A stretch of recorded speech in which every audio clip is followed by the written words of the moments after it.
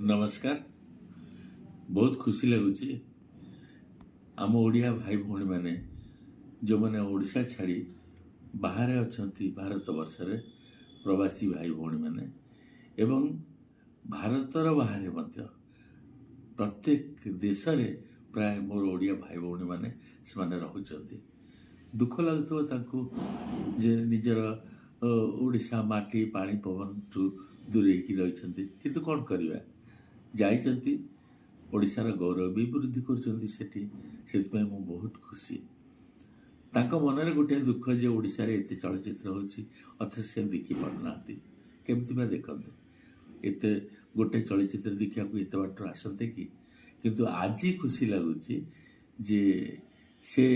दिन बदली जाइए ए डिजिटल जुगरे केवल ओडिशा आसिले ही ओडिया चलचित्र देखिपारे से कथा नुह ओडिया